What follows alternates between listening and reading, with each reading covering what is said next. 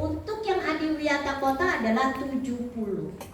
Ya, nilai 70 adiwiyata kota sudah kita lewati. Nah, untuk adiwiyata provinsi nilai kita 80 Bapak Ibu. Ya, tahun lalu itu kurang lebih 15 dari 40 sekolah yang dicalonkan, 15 mengirim berkas. Dari 15 itu yang masuk sesuai dengan kriteria penilaian 80 minimal itu hanya 5. Ya, tapi alhamdulillah Jakarta Pusat itu tidak ada nilai yang di bawah KKM ya. Untuk sekolah-sekolah yang lolos ya. Bahkan ada satu sekolah yang tertinggi itu Menteng 03, betul ya. Ya, terima kasih ya. Jadi itu padahal waktu ngirim berkas itu filenya ya betul Bapak Ibu, karena mereka bikin file beda dengan yang saya ajarkan. Jadi cara mereka menangkap itu berbeda. Tapi alhamdulillah justru itu lebih unik, lebih antik dan lebih dihargai oleh dan saya paksa untuk kembali ke jalurnya. Agak-agak marah-marah sedikit sih ya, agak kesal-kesal karena udah bikin begini kok saya disuruh balik lagi begini ya, seperti itu. Tapi alhamdulillah hasilnya jadi luar biasa. Jadi 80 ya Bapak Ibu. Terakhir ada di wilayah lain di Jakarta Barat dan di Jakarta Selatan itu yang bisa naik lolos dengan catatan bahasanya. Itu nilai 79,11 ya. Itu lulus dengan catatan. Plus Bapak Ibu terbukti kok waktu Fairlab ya, kalau sekarang dibuka SK Adiwiyata Provinsi tahun 2023, nama yang tadi lolos tanpa dengan catatan itu ada di bawah urutannya. Sesuai, berarti memang berkas memang mencerminkan sekolah kita, betul. Jadi artinya Bapak Ibu ceritakan sejelas-jelasnya, ini loh SDN Pulau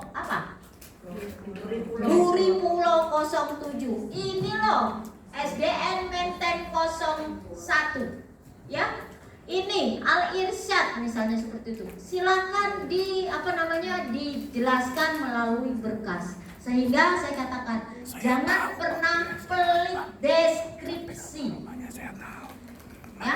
Kalau perlu yang nulis deskripsi itu adalah guru bahasa Indonesia. Jangan guru matematika disuruh bikin. Nanti akhirnya ya bahasanya ya begitu aja, udah. Ulang lagi orang sedikit, matematika sedikit, banyak bahasa ya. pintar. Itu yang pertama. Yang kedua, syarat kedua, gitu, cari guru yang rajin update status. Ya, itu udah pasti bagus tuh ya berkas kita ya, karena dia nggak kesulitan untuk untuk membuat berkas. Berikutnya nih untuk nasional syaratnya adalah piagamnya 12 bulan umurnya, KKM-nya 90. Nah untuk yang mandiri piagamnya adalah 12 bulan, KKM-nya 95 plus ngantar sekolah binaan minimal 2 sampai mendapat penghargaan Adiwiyata Kota, atau minimal melakukan 5 kali kegiatan pembinaan ke sekolah binaan ya. Dan berkasnya harus tampak nanti, karena SMKN 38 pada saat itu sudah melakukan pembinaan, hanya pemberkasannya tidak sistematis, sehingga Bapak Ibu di sistem tidak terbaca dan akhirnya tidak lolos hanya karena dianggap tidak melakukan pembinaan. Melakukan pembinaan hanya 1 kali padahal sudah lebih dari 2 kali ya, seperti itu. Oke, yuk nanti ini buat SMP 273. Silakan ketika melakukan pembinaan ya, boleh sekolah binaan ditarik ke sekolah induk atau boleh juga sekolah induk datang ke sekolah binaan. Siapkan undangan, daftar hadir, notulen rapat atau notulen kegiatan, terus foto kegiatan dan PPT atau materi pembinaannya. Itu syarat setiap pembinaan, minimal 5 ya, seperti itu dalam 1 tahun. Plus harus ada MOU antara sekolah induk dengan sekolah binaan ya, seperti itu untuk sekolah induk. Baik Bapak Ibu, kita lanjut saja. Apa yang harus kita perhatikan ya? Mulai dari komponen standar indikatornya ya. Di Adiwiyata atau di Berkas kita mengenal 3 komponen. Komponen perencanaan ya, komponen pelaksanaan, dan komponen evaluasi atau pemantauan. Di perencanaan standarnya apa? Standarnya yang pertama adalah rencana gerakan PBLHS harus sesuai dengan kajian lingkungan dan EDS ya. Di rencana gerakan PBLHS atau bahasanya program tahunan, program 4 tahunan ya, harus 2 bikinnya. Program tahunan dan 4 tahunan itu harus ditandatangani oleh 5 unsur. Ya, ini indikator keduanya atau standar keduanya. Siapa saja yang tanda tangan? Kepala sekolah, ketua tim Adiwiyata, komite, perwakilan siswa, boleh OSIS, boleh kader, ya, dan satu lagi tokoh masyarakat. Selama ini rata-rata gagalnya berkas kita adalah berkasnya ada tapi tidak ada tanda tangannya, hanya ditandatangani oleh kepala sekolah dan siapa? Biasanya oleh ketua tim Adiwiyata. Hanya 2 unsur, langsung 0 nilai kita. Kalau ada komite ngasih untung dapat nilai 1. Ya, ada peserta didik nyambung lagi dapat nilai 2. Tapi kalau ada peserta didik, ada ketua tim Adiwiyata, ada kepala sekolah, tidak ada komite, sama aja 0. Ya, seperti itu. Jadi silakan di standar yang kedua ini yang diminta melibatkan kepala sekolah, dewan pendidik, komite, peserta didik dan tokoh masyarakat. Boleh RT, RW, lurah atau pengawas di sekolah kita, ya, seperti itu. Nomor 3 atau standar ketiga, rencana gerakan PBLHS terintegrasi dalam dokumen 1. Boleh KOSP, boleh juga di Kurtilas kalau yang masih menggunakan Kurtilas, ya. Diminta yang mana? 2 tahun terakhir, 2022, 2023, 2023, 2024, ya, itu yang diminta, ya. Nanti ada contohnya di apa namanya? Di slide-slide berikutnya. Ini saya apa secara garis besar saja. Yang keempat, standar keempat, rencana gerakan PBLHS terintegrasi dalam RPP atau modul ajar. Sama yang diminta juga 2 tahun terakhir, 2022, 2023, 2023, 2024, ya, seperti itu. Ini 2 tahun terakhir. Oke, yuk, standar berikutnya, standar di pelaksanaan. Apa yang pertama? Kita udah bikin rencana nih, rencananya dibuat tadi di program, di kurikulum atau dokumen 1, dan di RPP atau modul ajar. Pelaksanaannya ada di mana? Oh, karena tadi ada RPP, berarti pelaksanaan program kita ada di pembelajaran. Melalui apa tadi? Materi-materi terkait dengan lingkungan. Apa yang diminta? Ada 5 aspek. Kebersihan, fungsi sanitasi dan drainase itu 1 aspek. Pengelolaan sampah, ya, penanaman dan pemeliharaan pohon, konservasi air, konservasi energi, dan aksi atau inovasi terkait dengan penerapan perilaku ramah lingkungan hidup, ya, seperti itu. Ini adalah aspek yang diminta di RPP atau di modul kita, ya.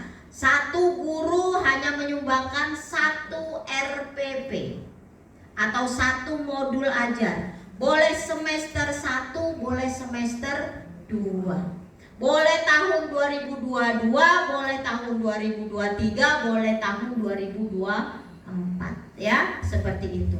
Terus biasanya nih suka nyumbangnya adalah satu guru berbanyak-banyak RPP. Jadi 1 bundle biasanya 1 semester ya. Enggak perlu seperti itu. 1 kali pertemuan ya.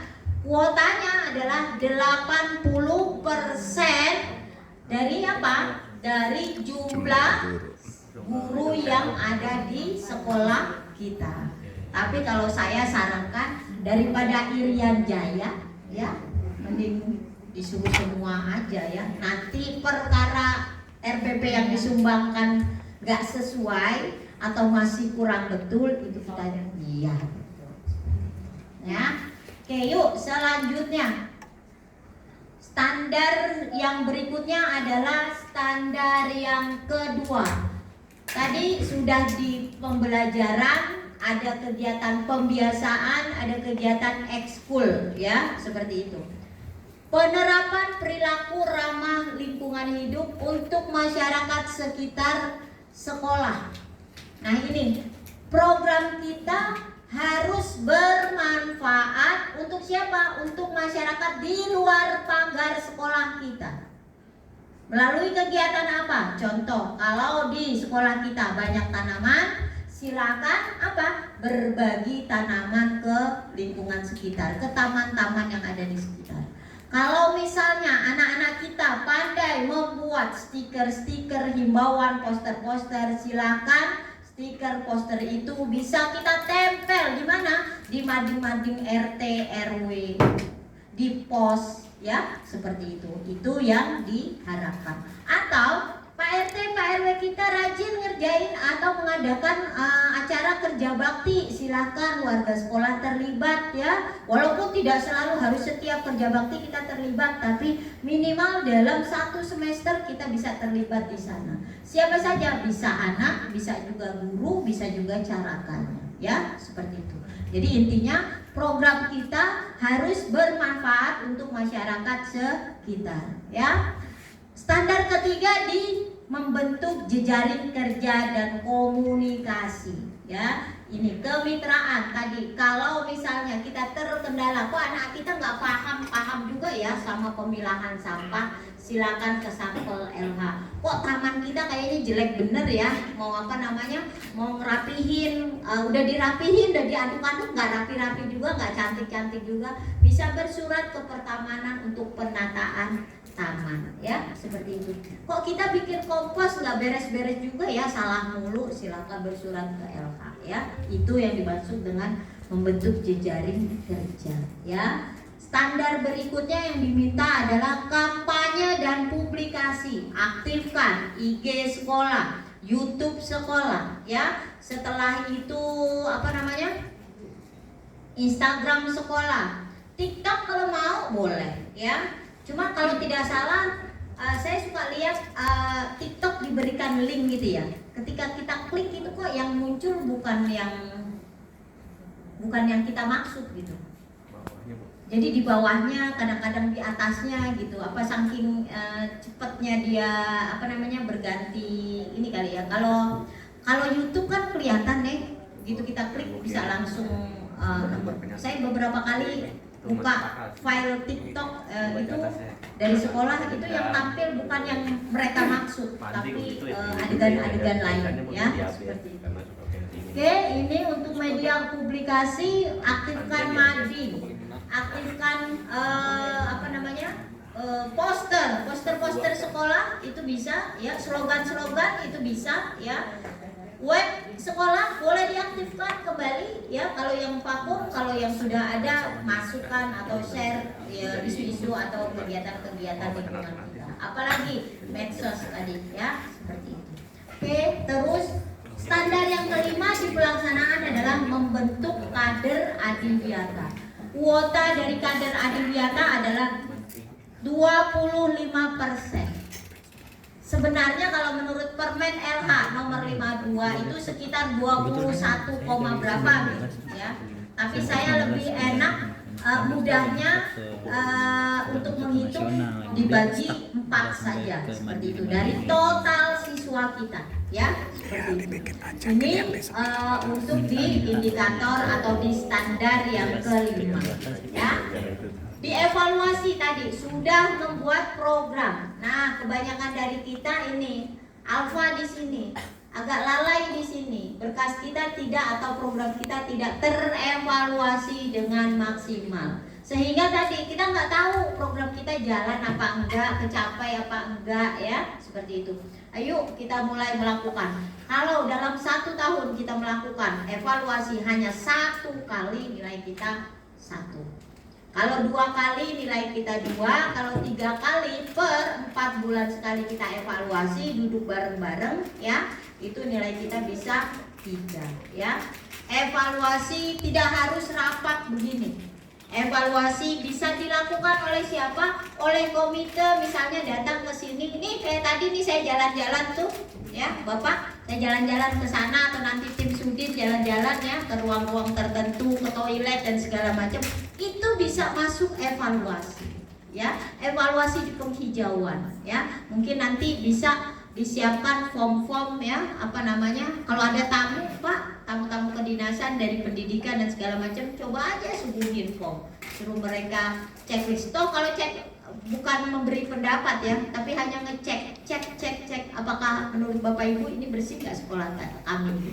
Udah dia bersih, tidak, dan sedang misalnya seperti itu ya, atau bersih dan kotor. Itu checklist saja itu sebetulnya sudah evaluasi ya.